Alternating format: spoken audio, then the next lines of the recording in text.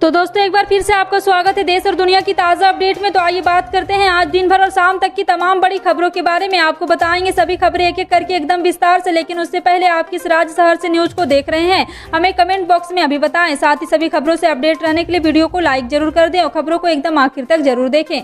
दोस्तों आज का लाइक टारगेट है 1000, आशा करते हैं आप इसे पूरा जरूर करेंगे। तो चलिए फिर फटाफट से लाइक करते हुए जान लेते हैं दिन भर की 25 बड़ी खबरों को।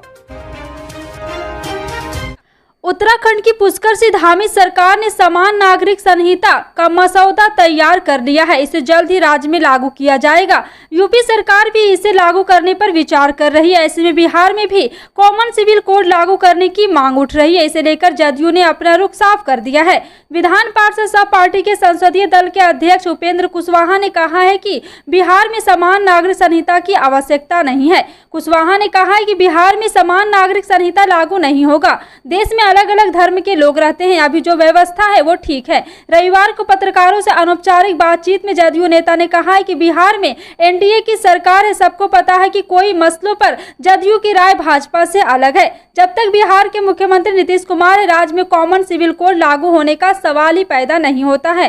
कॉमन सिविल कोड से परेशानी क्या है कि सवाल पर जदयू नेता ने कहा है कि आखिर इसकी जरूरत क्या है। बता दें कि उस समय पहले केंद्रीय मंत्री और बेगूसराय से बीजेपी सांसद गिरिराज सिंह ने बिहार में समान नागरिकता संहिता लागू करने की बात कही थी। उनका कहना था ऐसे कानून की व्यवस्था इस तथ्य को ध्यान में रखते हुए है कि हमारी जनसंख्या का घनत्व तो पहले ही उससे ज्यादा है जितना हम संभाल सकते हैं। उन्होंने कहा था कि यह राजनीति नहीं सामाजिक मुद्दा है।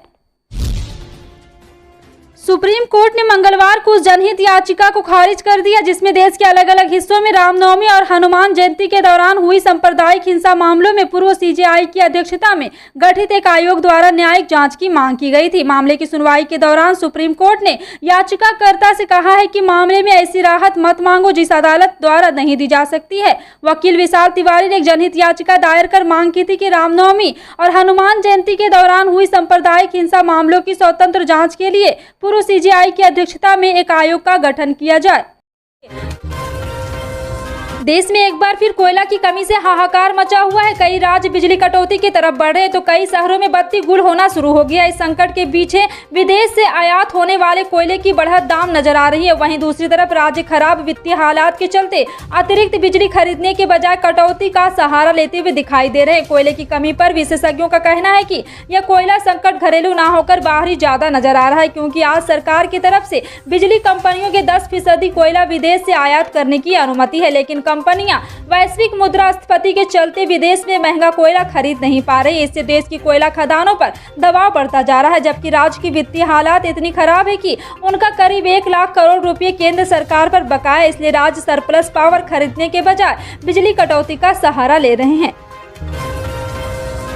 सूचना और प्रसारण मंत्रालय ने भारत की राष्ट्रीय सुरक्षा, विदेश संबंध और सार्वजनिक व्यवस्था से संबंधित दुष्प्रचार फैलाने को लेकर 16 यूट्यूब चैनल समाचार चैनलों को ब्लॉक कर दिया है। इनमें 10 चैनल भारतीय और 6 पाकिस्तान बेस्ड यूट्यूब चैनल थे। आईटी नियम 2021 के तहत इमरजेंसी शक्तियों का इस्तेमाल करते हुए इन्हें ब्लॉक किया गया है। मंत्रालय का कहना है कि ये सभी यूट्यूब चैनल भारत में दहशत पैदा करने, सांप्रदायिक द्वेष भड़काने और सार्वजनिक व्यवस्था को बिगाड़ने के लिए झूठी और सत्यापित जानकारी फैला रहे थे।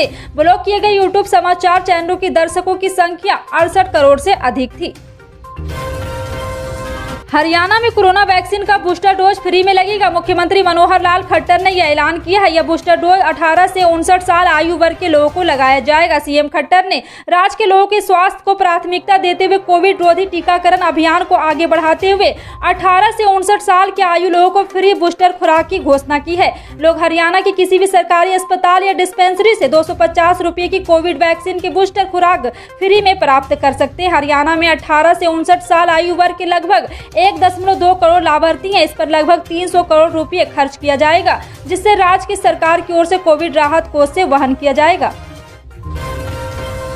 जम्मू कश्मीर से धारा 370 हटाए जाए और जम्मू कश्मीर के 2 अलग अलग राज्यों में विभाजित करने को लेकर सुप्रीम कोर्ट में याचिका दायर की गई। इन याचिकाओं पर जुलाई में सुनवाई हो सकती है। कोर्ट जम्मू कश्मीर को विशेष दर्जा देने वाले अनुच्छेद 370 के प्रावधान को निरस्त करने के केंद्र के फैसले चुनौती देने वाली याचिकाओं को सूचीबद्ध करने पर विचार करने के लिए सहमत हो गया है। चुनावी रणनीतिकार प्रशांत किशोर के कांग्रेस में शामिल होने को लेकर अभी सस्पेंस जारी। इसी के बाद कांग्रेस ने उनके सुझाव पर चर्चा करने के बाद 2024 लोकसभा चुनाव के लिए एक फॉरवर्ड एक्शन ग्रुप बनाने का ऐलान किया है। कांग्रेस महासचिव रणदीप सुरजेवाला ने कहा है कि पीके के प्रस्ताव पर सुझाव देने के लिए बनाई गई 8 सदस्यीय कमेटी ने 21 अप्रैल को अपनी रिपोर्ट पार्टी अध्यक्ष सोनिया गांधी को सौंप दी है। कमेटी के साथ रिपोर्ट पर चर्चा के बाद आगे की राजनीति चुनौतियों के मद्देनजर कांग्रेस अध्यक्ष सोनिया गांधी लोकसभा चुनाव के लिए एक एम्पावर्ड एक्शन ग्रुप का गठन करना है। कमेंट सेक्शन में टाइप करके जरूर बताएं। पल पल की अपडेट जानने के लिए जुड़े रहें आप अपने हेडलाइंस न्यूज के साथ। मिलते हैं अगली बड़ी खबर में, तब तक के लिए जय हिंद।